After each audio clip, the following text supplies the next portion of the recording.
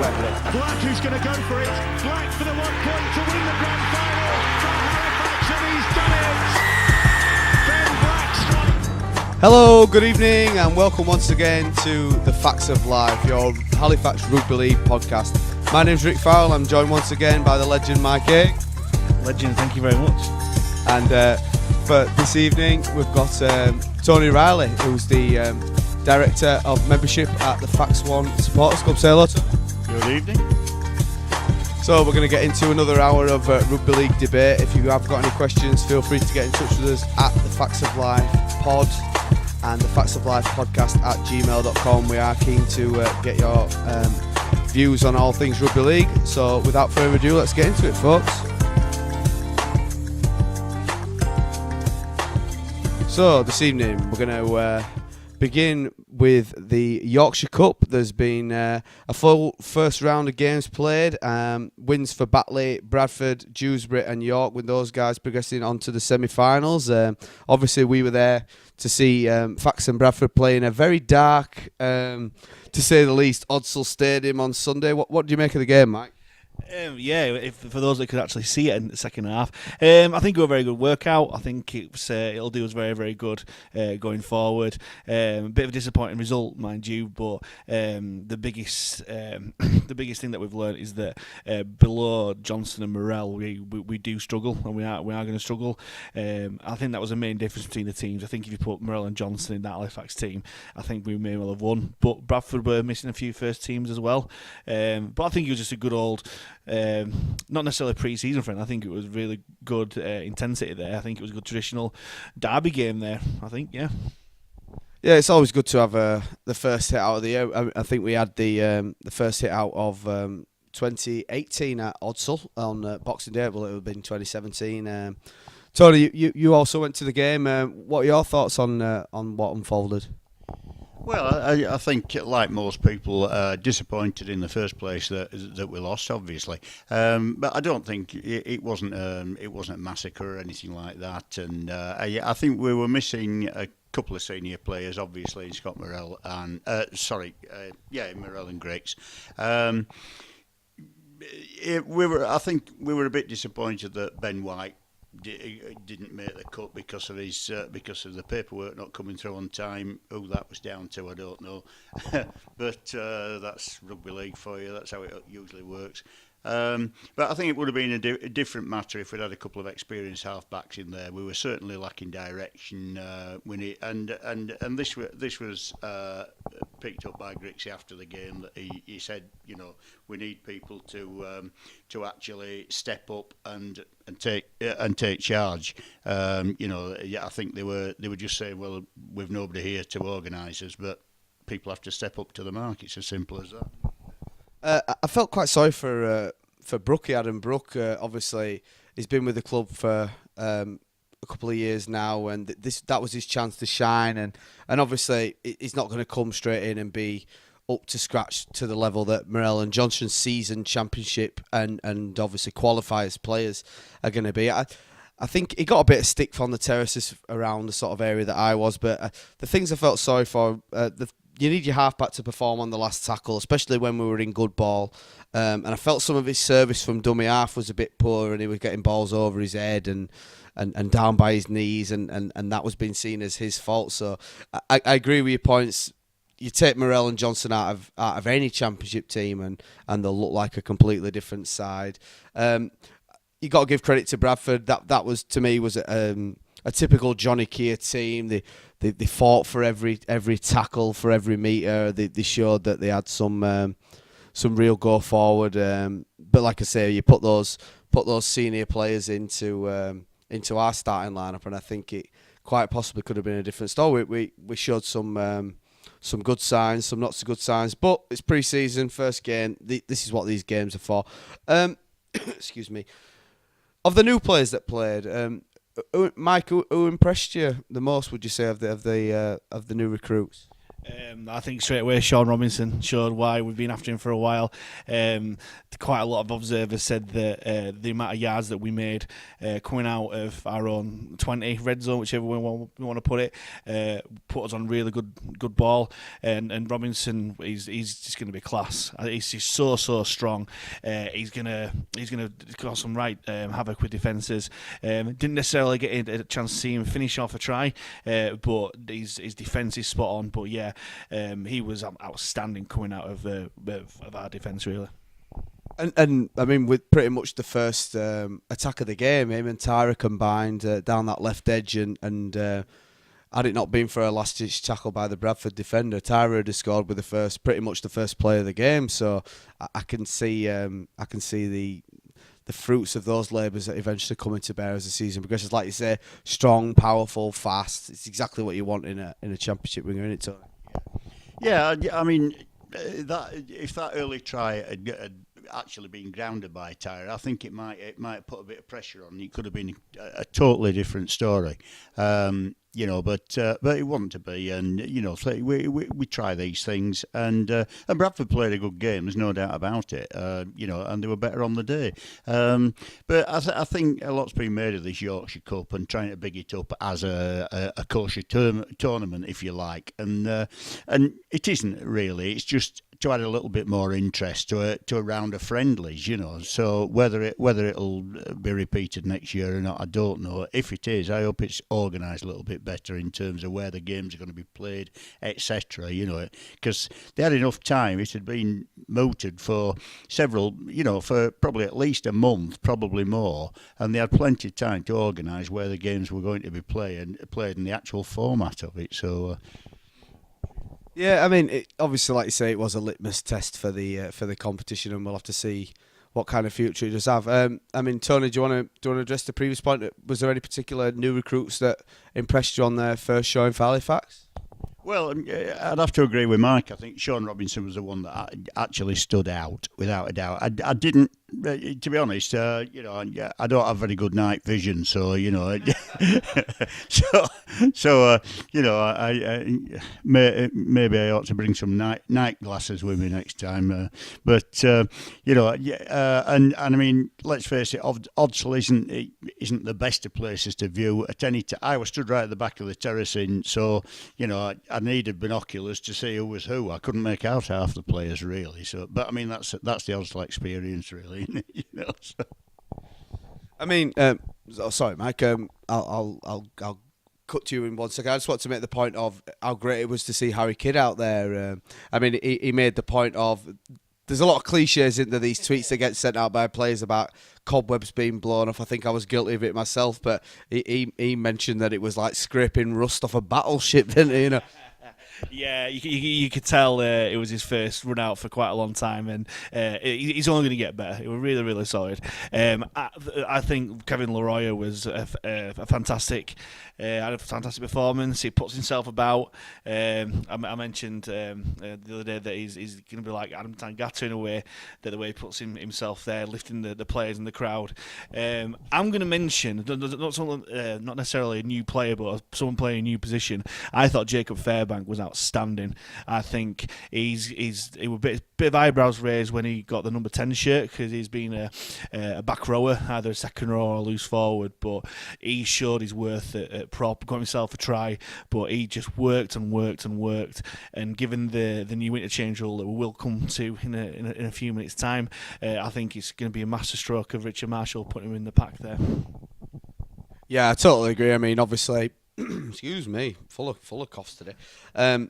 I mean, Bob won the Star Man last year, so it just proves how integral a part of the squad he actually is. That he can move into a position like prop. I mean, nowadays it's a lot of those forward roles are interchangeable. Some would say, but I mean, he plays every game with 100% effort, with his heart on his sleeve. He's a FAX lad. He's out there fighting for us, and you couldn't ask for better than that. I mean, have you got anything to add to that, Tony? No, not really. You just said exactly what I would have said. I mean, if anybody goes out and gives the proverbial 110% every game, it's Jacob Fairbank. He does. He never lets anybody down, and that's as Rick just said. That's why he got the Starman because I think is the Starman voted by the other players or yeah, I thought it was, yeah. So there's no bigger accolade than being voted for an award by the guys you play with. They see it more than the fans do, probably. Fantastic. So like I said, there was wins for Bradford, unfortunately for us there. Obviously wins for Batley against Hunslet in the game before ours, and we're going to play Hunslet tomorrow. Over at Featherstone, you going to be making the trip over there, Mike? I think it'd be rude not to, really. I think it's one of the things, going back to your point about the Yorkshire Cup tourney, yeah, it's been a bit of a hodgepodge thing there, but I'll put a positive slant on it. I think it's great that the clubs have come together away from the RFL to actually try and organise something, because one of the pitfalls of trying to organise pre-season fixtures is, do you go for the teams in your own league? Do they want to play each other in the league to give too much away?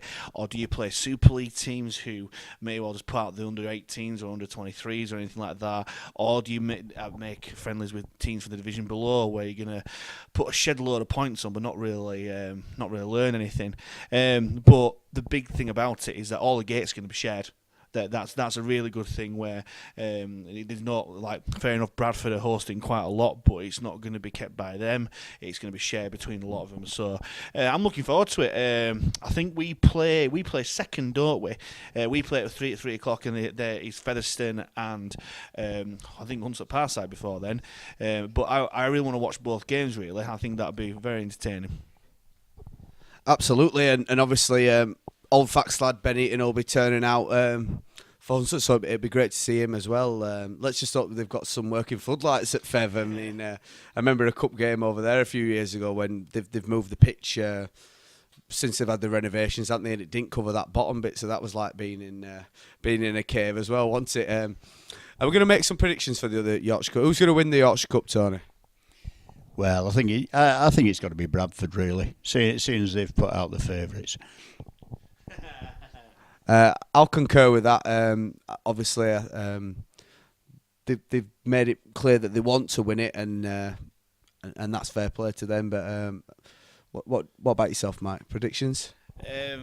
My predictions are shocking, seeing as on this podcast a few weeks ago I said that we had our name nailed onto it, so I don't think anyone should listen to a word I say, but I agree. I think Bradford are on a purpose. I think they're looking to hit the ground running, and any team coached by John Keir is very, very much for cup competitions, really.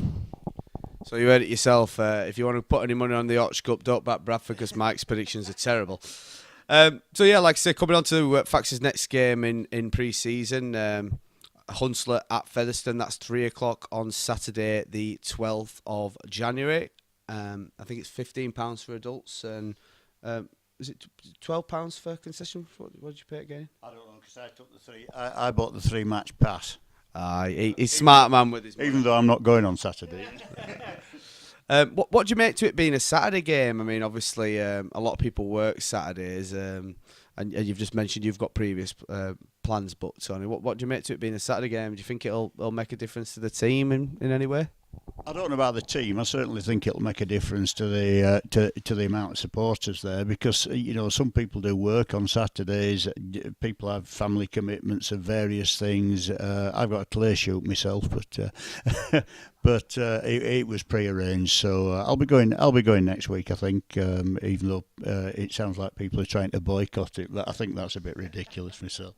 Well, that's the other thing that's been mentioned over the last couple of days. Fax's final pre-season friendly before we'll have a week off before the Widnes game, but Fax's final pre-season friendly takes place the Sunday afterwards, the 20th of January, over at Featherstone, and that's actually against Featherstone. For those that haven't heard, there were some previous games arranged there for the Amateur Bala Cup finals, which have been I won't say postponed, but cancelled altogether. what do you know about this, Mike? Have you heard about what's been going on?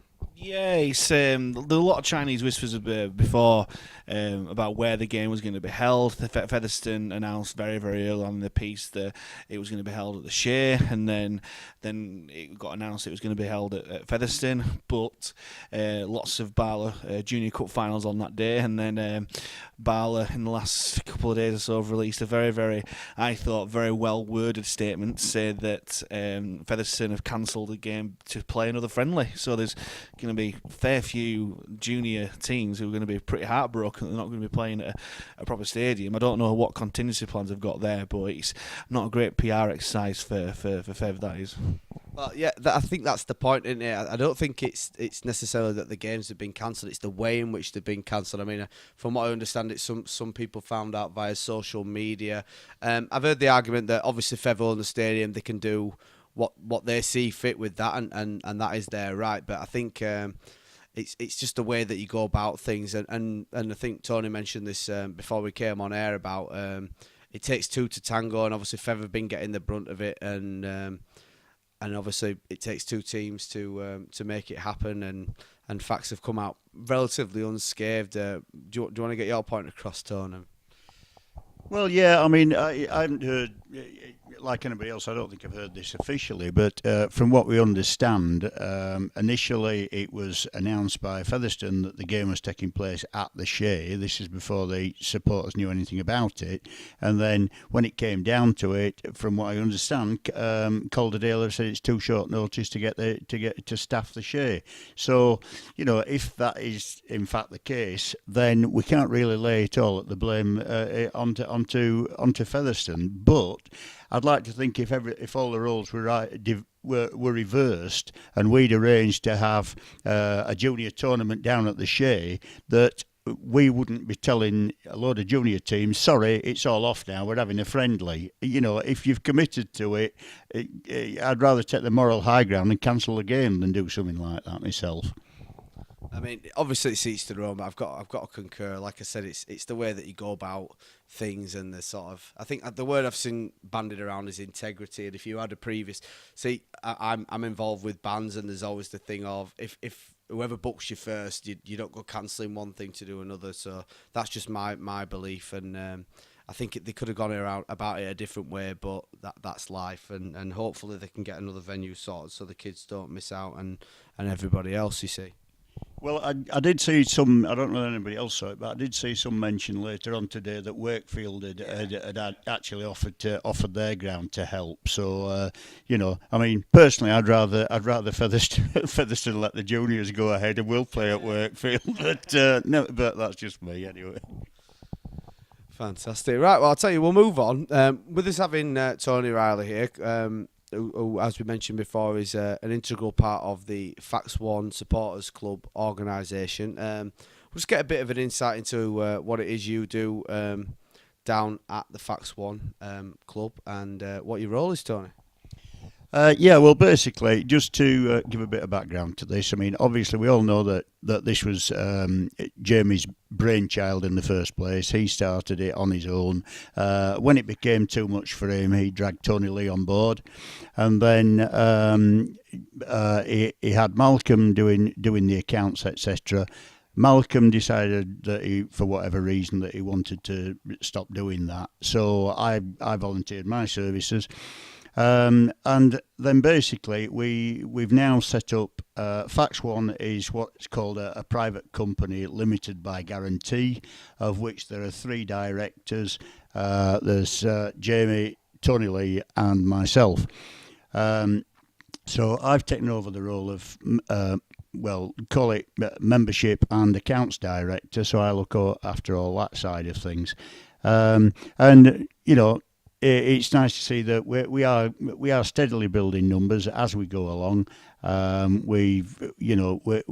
than do all the small sponsorships that we did last year, we decided this year we wanted to try and put everything into one player, which is QLT.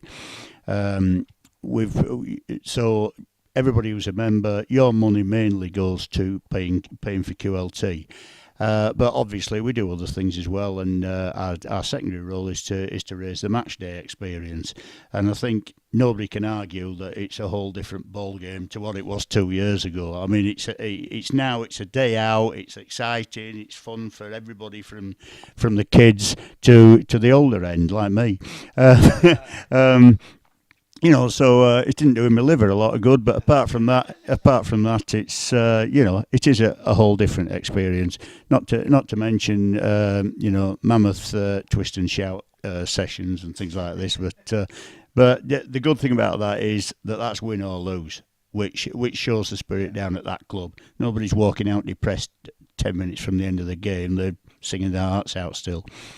Speaking of lads that sing their hearts out, we have got the orchestrator of Twist and Shout. I mean, Mike, you see only good things that have come from Fax One, don't you? Oh, yes, the sales of Jakeman's throat and chest sweets have gone through the roof from my twisting and shouting. But no, even regardless of that, before then there used to be about 10, 15 at the back of the stand that used to start some songs and hardly anyone would join in, and it'd be Ali Ali for 20 times a game, whereas now it seems to be a lot bigger and better, and people actually, I think Jamie mentioned it on previous podcasts, that people seem to be kind of scared to shout and get behind the team, whereas now it's kind of the norm. It's going to be a wall of noise on that south stand, and to hear the players actually say how much of a difference it makes to them when the back's against the wall here in the south stand, or even away when we play away games, seeing the crowd, like last year at Batley, where the Marshall actually references said that the crowd brought the team home, and seeing what effect the crowd does have, I think is getting more and more people being impassioned. But if anyone does want to take over the role of a Twist and Shout to save my throat and chest, if you want to have a go, then that's absolutely fine by me. Not too rowdy though, otherwise you'll infer the wrath of the Bradford stewards. I mean, have you ever been at a game? Where you've been told to pipe down before when you're just singing your own songs and not being, I can understand the rugby league is a family game if you're shouting and swearing your head off. But for those that might not have heard, Fax fans were singing their hearts out and were told to pipe down by Bradford stewards, which to me is absolutely baffling. But each to their own. I mean, I'm surprised they could tell who was who in that pitch black over there.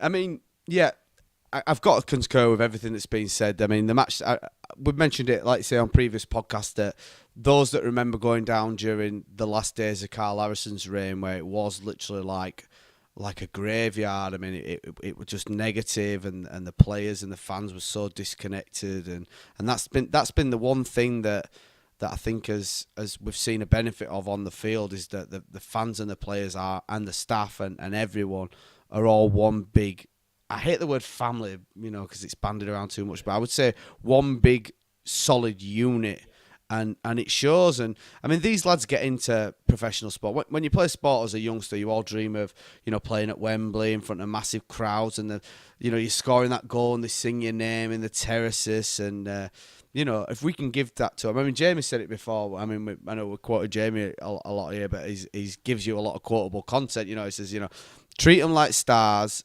and they'll start to act and play like stars. I mean, we're starting to see the fruits of the labours, and I'm just so excited to see where we can take it this year.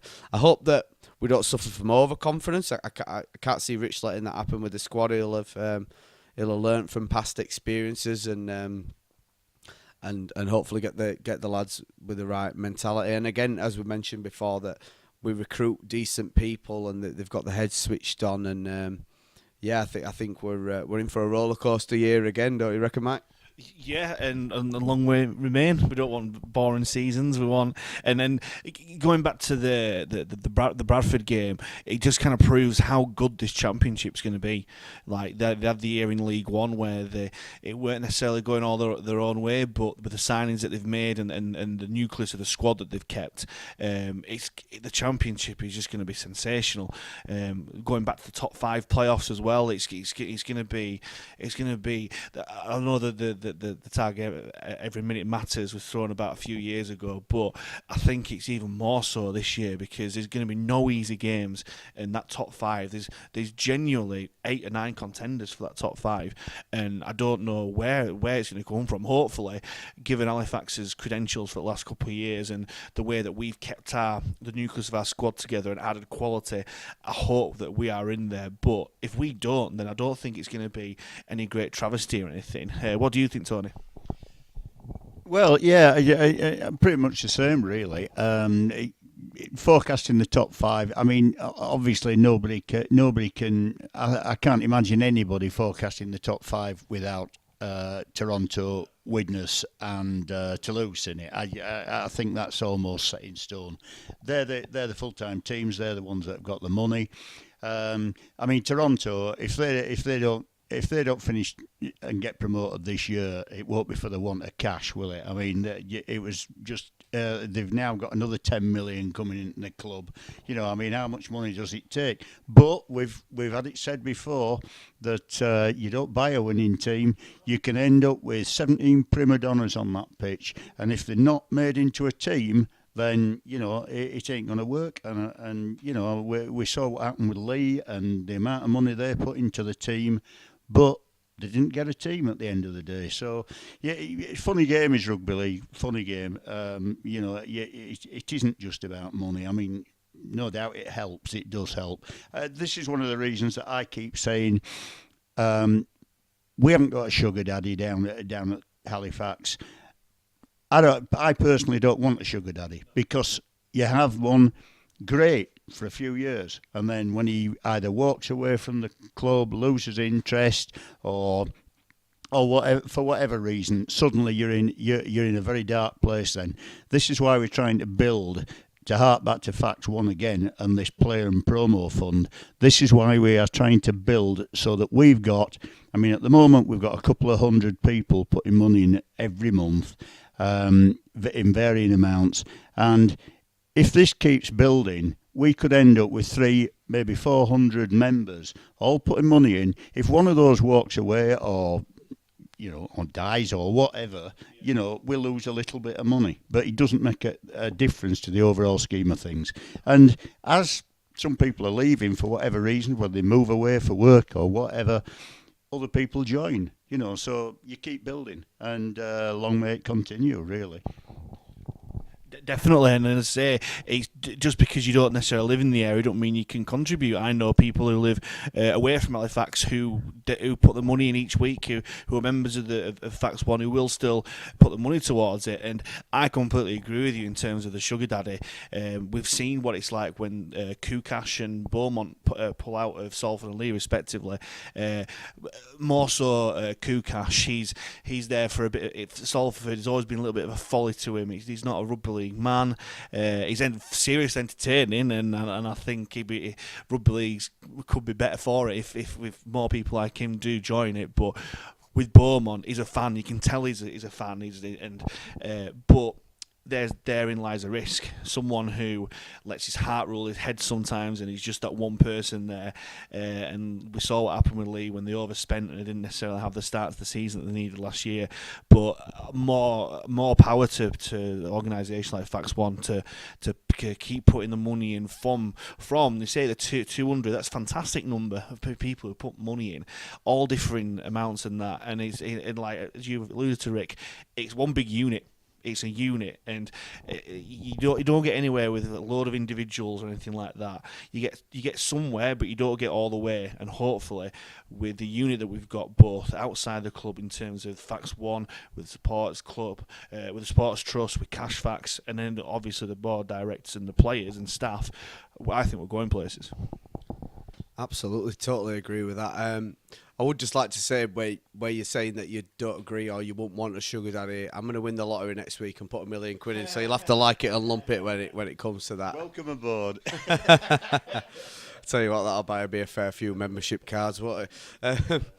And going back to your point as well, Mike, when you're saying sometimes, I mean, people like, especially Kukash, you said that the game might be, you know, he might not be a rugby league man, but will forever have the giant check after the £1 million game. That was comedy gold. For those that don't know, he had a giant check when Salford beat KR in arguably the most dramatic rugby league game of all time.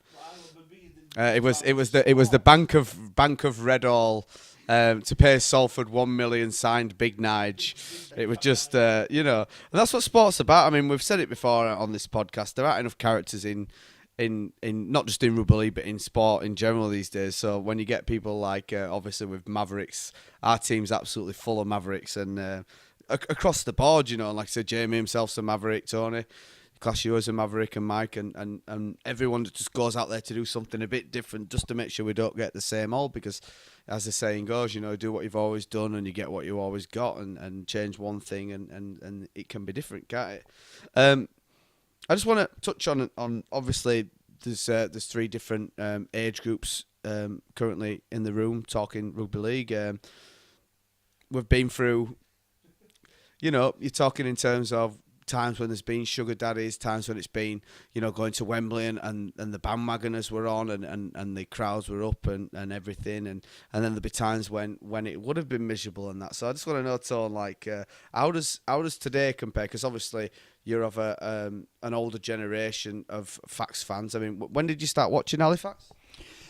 Well, I started watching Halifax as a youngster because my granddad had supported Halifax from round about the turn of the century. And when I say the turn of the century, I'm talking 1900, not 2000.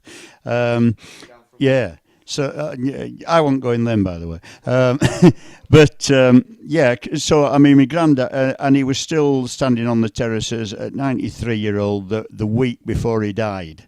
So obviously his ashes are scattered at Thrumall, as are my uncles. And by the time my dad died, we'd moved down the Shire by then, and he moved away anyway.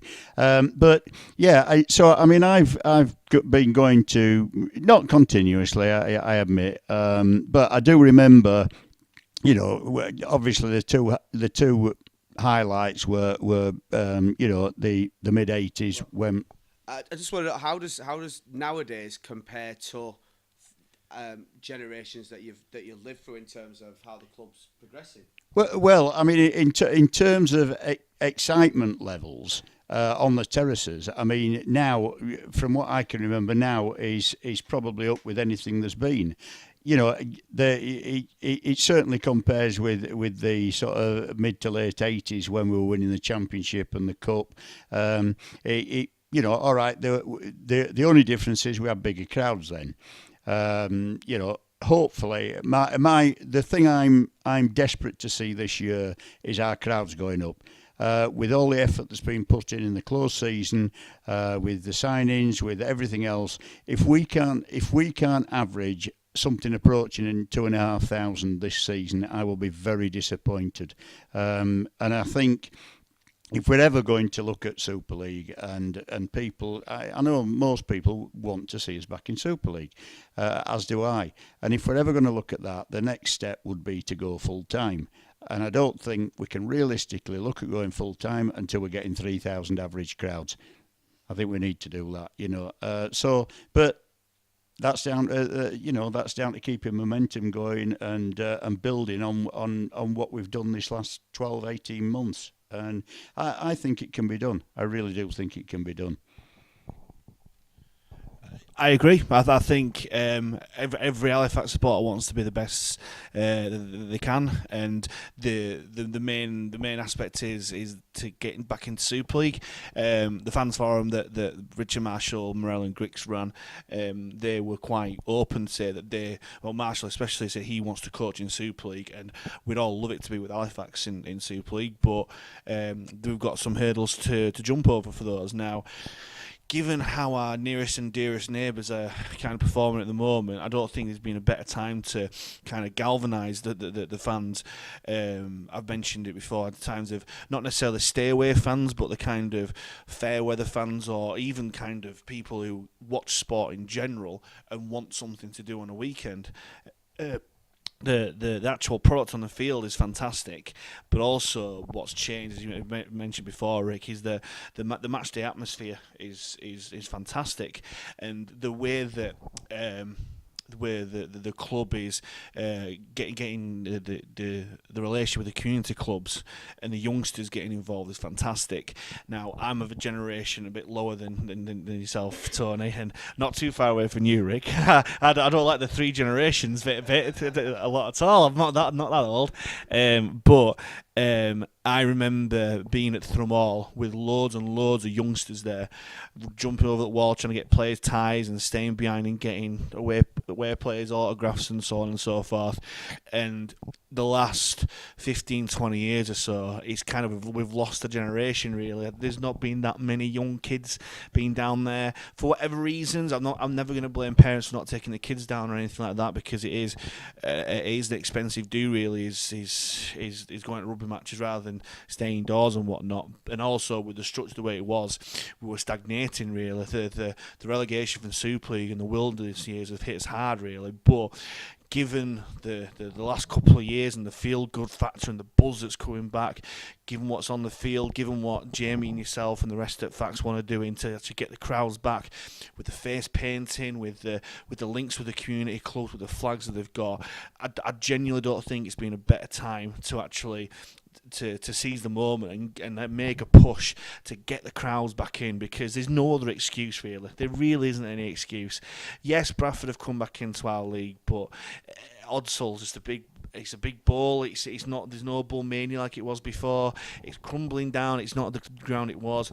Huddersfield, yeah, it's a fantastic stadium, but 1.5 stands filled, and they rely too much on the away support coming in, and yeah, the good times coming back in terms of on the field with Wolford, but it's still not great. Leeds, I think possibly too far. They're getting a real fantastic new ground and stuff like that. But you look at the average crowds of Super League, they are going down, and it's the product on the pitch. Is it too boring the way it's portrayed on Sky?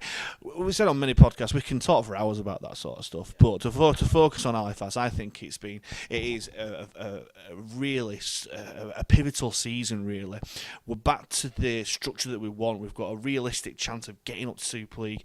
Yes, your top big three of Toronto, Windus and Toulouse, they're the ones to beat. But as we saw last year, Toronto, they've not got the big game experience. McDermott might give them that, to be fair, rather than Rowley. I think we can ruffle some feathers, and hopefully if we did get up to Super League, it's on the back of a really good push, getting the crowds back in as well. I mean, some fantastic points. I just want to pick up on a few of them. I mean, the main thing, like you say, with the structure changing, it's not just that we like the playoff system or we play well in this and that. It's that one championship team is guaranteed promotion per season. With the £1 million game, you were guaranteed a 50-50 shot at promotion. And if it worked for Widnes, I don't know what you'd say, imploding, or I suppose it was more of a gradual decline with them, and they might be there or thereabouts to push back up this year. But you only had a 50-50 chance of even making a game to then go through the £1 million game process. You know, a championship club would be guaranteed a £1 million game spot, but you'd have to play a Super League team necessarily. That's what the way they thought it was going to go. Obviously, as we know now, with Widnes going down automatically, that London pipped them, and a point that Tony mentioned earlier, that you can't buy success in rugby league. That was a classic case of a team of built on money, and a team like Danny Ward built at London that was built on camaraderie. You know, so yeah, I think 13 lads fighting for each other, whereas 13 lads that have been paid to be around each other is a no-brainer, personally. Coming back to your point about, obviously, there weren't many. No, I'm not saying there weren't many juniors, but about focusing on getting more juniors back into the share.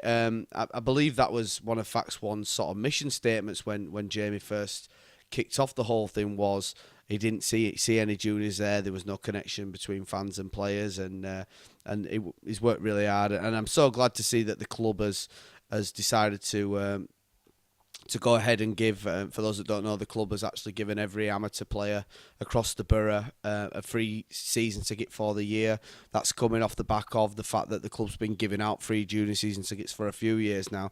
And you're starting to see the benefit of that. But it's not just, I mean, obviously money is massive in today's society, but it's not just that. It's once they're there, how do you entertain them? Because at the end of the day, we're in the entertainment business. And like you say, Leeds and all these teams around us in Huddersfield, the product on the field might be declining, but it's not all about the product on the field. As we've been saying, it's about how you turn up. You know, the amount of kids that I've heard about that come in and then they get involved in the chants and see what's happening on the terraces and whatnot, and then they're pestering the parents come back next weekend. Well, if they say, well, I can get in for free, Dad, every week, and it'll only cost you X, Y, Z, it's one less barrier that we have to cross. I mean, where do you stand on this issue, Tone?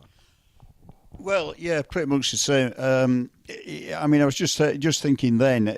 We are. This is the problem with rugby league. If you look at rugby league, particularly in the Championship, where the crowds aren't as big, you've got a lot of you've got a hard core, if you like, but that hard core is aging. There's no doubt about it. And we're up against so much competition for entertainment now. It's not like it used to be. I was brought up on rugby league. My family all followed Halifax. And the difference is that, I mean, I've never been into football. It's just the way it works. My family were all into rugby league. When I was at school, I went to Heath, so I played rugby. Wrong code, unfortunately. But it's always been about rugby. So I've never had any sort of peer pressure to follow football. But most kids these days are brought up with their heroes are football players. So consequently, there's nobody then that is introducing them to rugby league. So why should they support rugby league? So. But if we don't do something about bringing the kids into the game, the future looks bleak, because the game is going to die. And I'm not just talking about Halifax, I'm talking about the game in general. So we've got to try and get the kids interested. I think we are to some extent, because if you can get them in and if you can give them a party atmosphere, then it's a bit different to just saying, stand there, watch that game there, you can't do it. And the other problem is we touched earlier on about it's not a cheap business going to a rugby match these days. It's all right for me. For one thing, I get a concession, obviously, but I've only got to pay for myself. Whereas if we try to sell this as a family game. Now, if you look at the nuclear family of husband, wife, and 2 kids, and you look how much it costs for them to go to the game, and then the kids want a burger and some pop, Dad wants a pint. You add all that up. Well, wouldn't it be a lot cheaper to take them to Alton Towers or somewhere? That's what we've got to compete with, and that would be an all-day out job. This is a couple of hours, or now we're trying to extend it. I mean, anybody who's been down the old post office during the peak of summer, when we had the disco outside, and it's absolutely buzzing now, before and after the game. So if you haven't done it yet, give it a try, because believe me, it's a party. And we're partying on all the way through 2019. Gentlemen, let's move on to. I'm going to bring Mike in on this point, because I know that he's really clued up with what's been going on. The RFL have announced, or should I say, Super League have announced this week some changes to the. Now, if there's one thing that rugby league is standalone for, it's the fact that we have a Super League, a Championship, a League One, an amateur game, an NRL, an international game that all play to a different set of rules. Now, there's been more changes to the rules, and obviously rugby league traditionally has not been afraid of tinkering with rules for better or worse. So I'm going to hand you over to Mike now, who's going to give us a bit of insight into the rule changes for 2019. What do you know about them, Mike?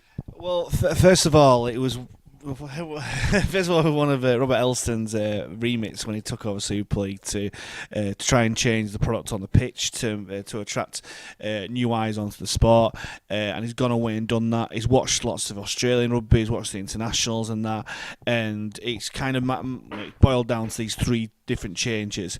The first one is Golden Point. which is very, very controversial, really. Basically, if the game is level after 80 minutes, we go into, I think it's 2 halves of 10 minutes. At the end of the game, and as the name says, next point wins. If after that 20-minute game there's no winner, it's a draw.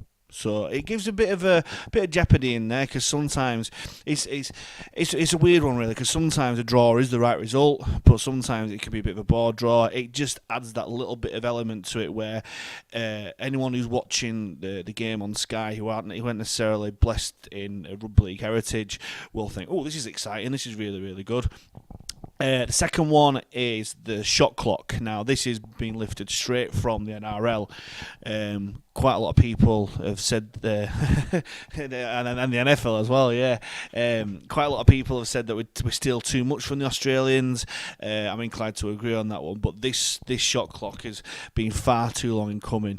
For those of you listening who watch rugby league week in, week out, there's nothing more infuriating when a dropout is being won, and then on a defending team, someone takes a knee, goes down injured, the referee stops the clock.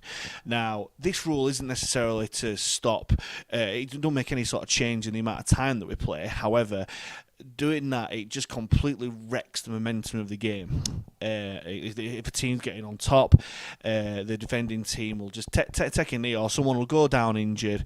They'll waste the 2 minutes, and then the whole momentum and the rhythm of the game is ruined. Now, what the shot clock is, it also goes for scrums as well. So quite a lot of times, people form the scrum, and the clock's stopped, and it takes an absolute age for the game to go on again. What the shot clock is 35 seconds, where once the actual decision is given, you've got 35 seconds to start the game again. If not, it's a penalty. So that was one of the big ones to improve the speed of the game, to improve the fluidity of the game, because there were some games last year where I think I was listening to Robbie Paul's show yesterday, and he gave the example of the Catalans v Saints second semi-final, where it was actually a 105-minute game, where there was 25 minutes of extra time, where it was just waiting around for scrums and dropouts and so on and so forth. The last change, which I do believe is actually in the Championship as well, don't quote me on this, because there's all sorts of different things, where the interchanges, or substitutions if you like, has gone down from 10 to 8. Now, I referenced this before about Jacob Fairbank and the way that he's moved from a loose forward to a prop. Now, hopefully, what the change will mean is that there's not going to be changes for the sake of making changes, and players will play longer minutes. Now, there is another school of thought where if you've got a big bloke in your team who is spelled, you're still spelling. But it just means that other blokes around you will have to play longer minutes. What that'll mean is that they might get tired easily, and it makes it easier to unlock defences. Now, hopefully, from a very biased Halifax point of view, is the runs up Shibden that we've been doing and all the other hard pre-season training that we've done means that won't happen. We have got big blokes in the middle, the likes of Fleming, Leroy, and so on and so forth, who will put in minutes, who traditionally were spelled props, who would do the 15-20 minutes and be spelled. Darren Fleming proved it over the international break that he can play 80 minutes and can play really well over 80 minutes. But I do believe that the bigger, more traditional packs, like the likes of Bradford had, to be fair, on Sunday, might just struggle a little bit, because if you get to a stage where you've got no more substitutions left and there's 10-15 minutes left, you're going to have some big blokes blowing in the middle of the field, and that's where you like. So Jinky Johnston may well find some gaps there. But yeah, those are the main three changes in that respect there. What are your guys' thoughts on it? Well, I was just going to come in on the interchanges point. Mike, for those who don't know, Mike hosts the radio show on Phoenix Radio, Talking Facts, and they had the new Halifax Operations Director Dave Grayson on there last night, and he made the point of with the interchanges being cut down, you're going to see more people, like you say, doing bigger minutes, but that could be one thing that stands us aside this year, is having a bigger bench, and we have the squad depth to then put these impact players on at crucial times. So be interested to see how that goes. I think I totally agree with. I think the reason why it was brought in was to make the bigger lads tired, and then that leaves more space. And because obviously, it's especially in Super League to a certain degree, the games become very sterile. I mean, it's daft. They Super League fans say that the NRL is a bit sort of, it's fantastic and the skill levels are there, and the NRL say that Super League's that way, but then the fans of each league say their own league is robotic and 1 out and 5 drives and a kick, and as we all know, the Championship's far from 5 drives and a kick. Anything can happen. On the other rules, the golden point one's the one that I'm a bit sort of I'm for and against in certain ways. I don't think there's anything wrong with a draw if you play your heart out for 80 minutes. You should get something out of the game, and then, like you say, you're gonna have less interchanges. And then you're gonna make them play another 20 minutes of a game and whatnot. But then it might lead to scenarios. We've all seen those games where it's been 18-all with 5 minutes to go, and then it's just a drop goal-a-thon and see who can kick the first drop goal. Whereas now they can play out to then take it to extra time to then see if they can get that goal point. Obviously, it doesn't just have to be a drop goal; it can be a penalty or a try and whatnot. I get that one. The shot clock is obviously there to speed up the game, as you've said. Some of these games that go on, way past 10 o'clock at night on the Sky games on Thursdays and Fridays, and if you're saying it's a family game, as we've all mentioned, it's you can't have these games going on, especially on a school night. But so you've got the shot clock to speed the game up, and then the golden point to add an extra 20 minutes on the end of the game. So it's a bit of an oxymoron, from that point of view. But I don't know. Like I said, it's only the one rule that I believe affects our league. So be interested to see how it affects Super League. But at this moment in time, I'm not worrying too much about it. Tony? Yeah, I mean, I can see the point of the rule change. Apart from, I'm not a big fan of the golden point. I never have been. I mean, at Halifax, we've been seeing both sides of it. We've seen it when it's won as a game. We've seen it when it's lost as a game. But the way it's worked in practice is that basically, right, we're going to golden point. So then it's just a string of ridiculously hopeful and optimistic drop goal attempts. Now, I can see the point, a golden point in a cup game. I cannot see the point in a league game. If both teams have played their heart out and it ends up as a draw, honours even, why shouldn't they walk away with the point share between them? I just can't see the point of that at all. I could see a little bit more. Yeah, I mean, going back to the golden point, evening cup games, I could see a little bit more sense in it if it was golden try. Now that would be a different matter altogether because it's still got to be scored.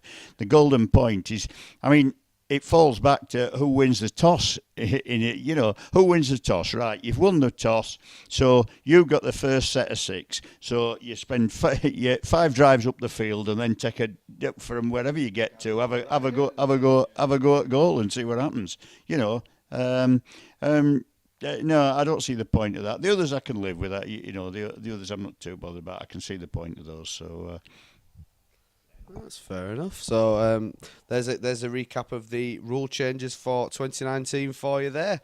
We're going to come on to what has been a very controversial story in the world of rugby league over the past week or so, and that is the first time in history that the Challenge Cup was won by a French team. The Catalan Dragons went to Wembley and beat the Warrington Wolves. And on that day, they were heavy underdogs, similar ilk to our mate Johnny Lawless's team, Sheffield, doing it in 1998. Now, we could end up with a scenario where the first ever time that the cup holders may not be able to defend their trophy, or at least attempt to defend their trophy through no fault of their own. For those that don't know, the RFL have asked for I believe it's £450,000 bond, £500,000 bond, £500,000. 500,000. I think it was 550,000 euros. It came out at something like that. I don't know, but £500,000 quid. Which is to anyone, it's a lot of money for what should be I mean, for me, they should be automatically entered having won the cup the previous year. To me, it just stems of.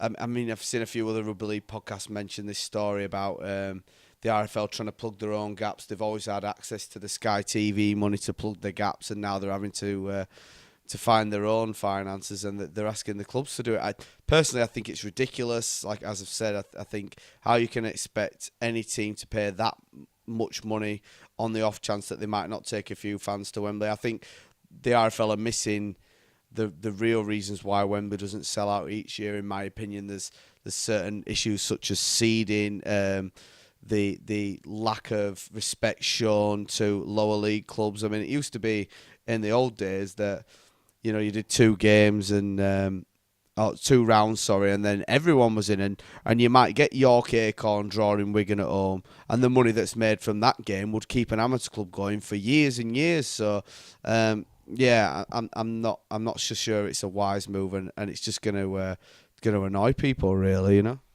Yeah, I just like, you know, on the subject of crowds at Wembley, which, and I mean, this is why they've put this bond in, because they were disappointed with the crowd. Well, obviously, they're not going to get the sort of support as it'd be the same if Toronto got there. You can't expect. I mean, I don't know how true it is, but last when Halifax beat St Helens, at the time I think we were getting crowds of about 7,000 or 8,000 on average, and it's estimated that something like 30,000 people went from Halifax to that game. Now, that's a massive amount of people. I can honestly say that if we got to the final nowadays, we wouldn't take 30,000. We might take 15 if we're lucky, because everybody jumps on board for a cup final at Wembley, sure. But to me, I mean, I don't know whether anybody agrees with this, but to me, I just think that what the game has changed.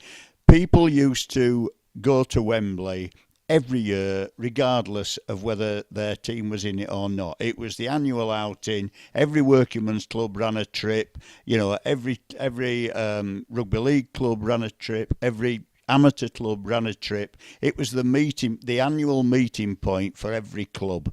And you know, you'd get 5,000 people from a town that weren't in the club in the match. But it's not like that anymore. And I think to some extent, in my view anyway, I think the Super League era has had a lot to answer for, because it's split the game. It has got to the point where it's like 2 separate games now. And I think Sky have a lot to answer for on that, because what used to rile me more than anything, especially when Steve-O was still commentating, was talking about a game of Super League. It's not a game of Super League, it's a game of rugby league. You know, Super League is just the silly name. They happen to give them the Premier Division or whatever. But I think by calling it Super League, they've split the game completely. And it's got to an us and them scenario. It's almost like Brexit. You know, it's split the game, where people in the Championship are scathing about Super League, and Super League look down on the Championship. It never used to be like that. Not the way I remember it, anyway. First of all, I will just say on this sort of matter, what an absolute farce! What an absolute farce! The one of the best news PR stories for many years in rugby league, Catalan, the French team, going to Wembley and winning, complete underdogs. It made Topper News at 10. It made, in terms of sport headlines that night, they got on Sports Personality of the Year. They were mentioned there, and it spawned a game at the new camp. I mean, who'd have ever believed that? I was just about to go on to that. He's now gone on to the Catalan. It's all right, Rick. Great minds think alike.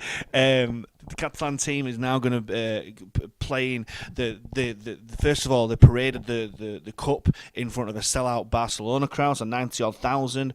Catalan Dragons. Catalan is a big part of Barcelona. The good news stories kept going on, then leading on to Catalan playing Wigan in May in a regular Super League fixture, where it's a win-win situation. They might not necessarily sell out 90,000 new camp, but if 40, 50,000 people go, what a tremendous coup that would be. Then for the RFL to say that the holders of the tournament have to buy their way in. Absolutely scandalous. They've picked... I can completely understand why they've kind of done it, because, yes, they were caught out because Catalan don't necessarily have the greatest away following. However, in the terms of expansion for the last 15 years of the RFL being so obsessed by expansion, Catalans is one of the only few success stories that there. They get 8, 9, 10,000 down in the south of France. They absolutely love it down there. And yes, they're not going to bring too many away, because who's going to afford to go to UK every other week to do it? But I'll tell you something, they'll probably bring around the same as at least 2 Super League clubs to away. I won't mention any names, because we'll do. I'll say I'm not going to sit on the fence. Huddersfield and London. You look at Huddersfield and London's away following next year, and you look at Catalan's away following, and let's just see how those compare. Going back to your point about the Super League scenario in terms of the Cup, I think Super League was much needed in it. He's done his job. And the money with Sky did its job there. What it's done to the Cup is that there's too many events. There's far too many events. The Grand Final, fantastic showpiece event, but it's another showpiece. You've got the Magic Weekend now. You've got the Summer Bash.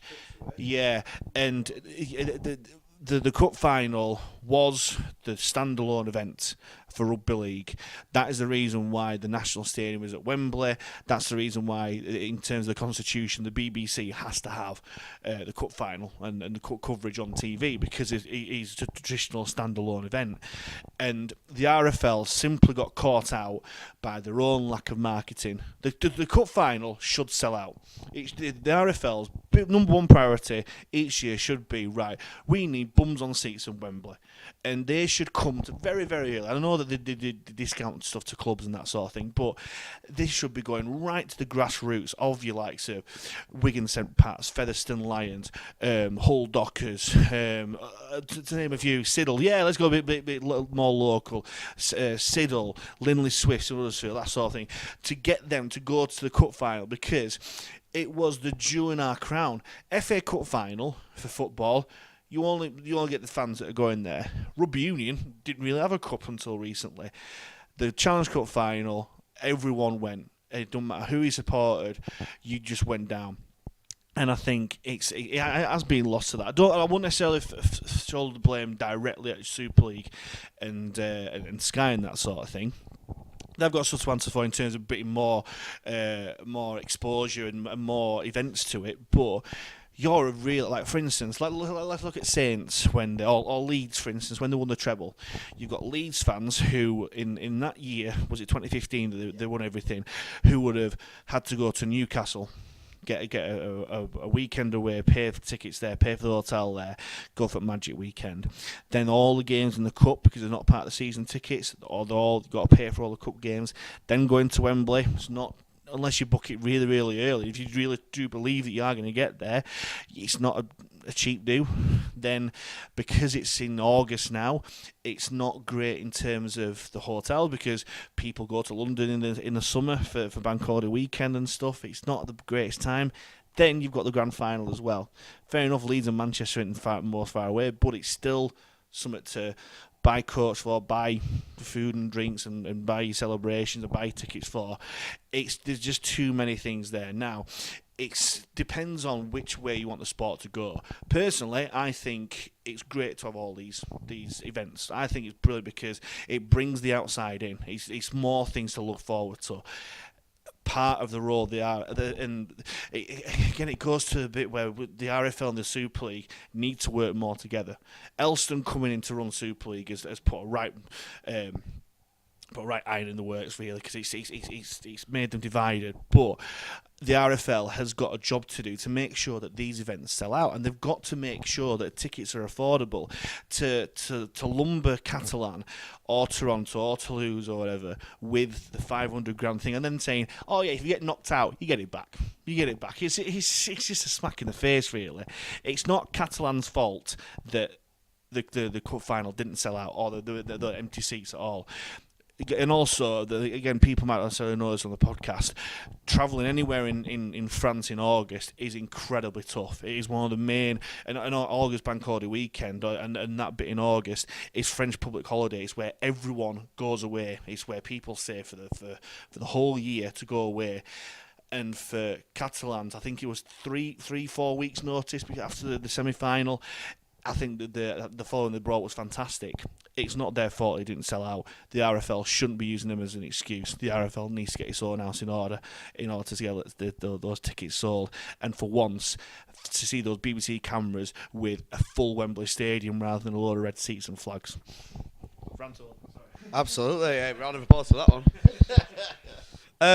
I totally agree. I think that there's been a few other reasons that haven't been mentioned. I think obviously we mentioned that Tony mentioned that everyone used to take a trip down there. Back when it was on the May bank holiday, with it now being the August bank holiday, the trips from schools and things like that. Well, all the schools are in school holidays now, so that's taken another thing away.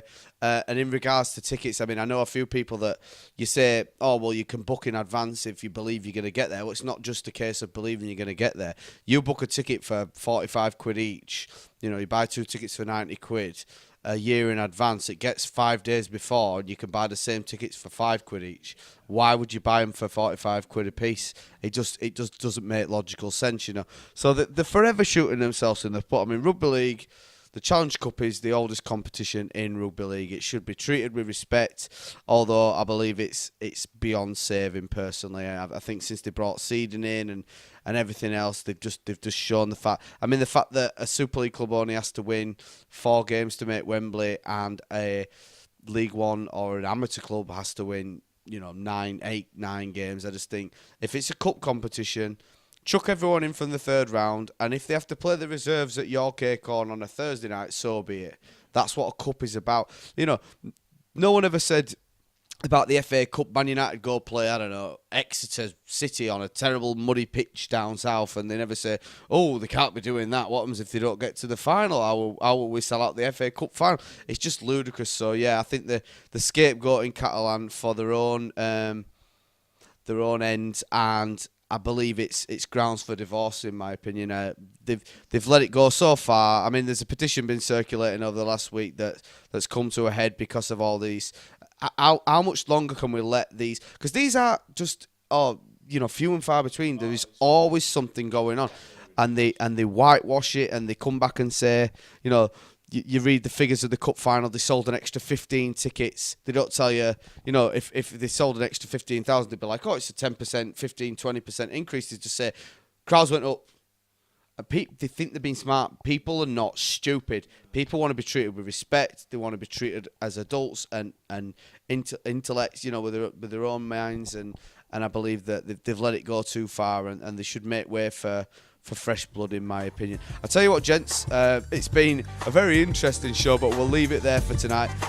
Thanks very much for joining us, and everyone listening out there, we hope you've enjoyed it as much as we have. We'll be back after the next round of friendly games. But from me, Rick, from Tony. Yeah, good night. And from Mike the Legend. The Legend, thank you. Up the facts, everyone. Take care. Cheers.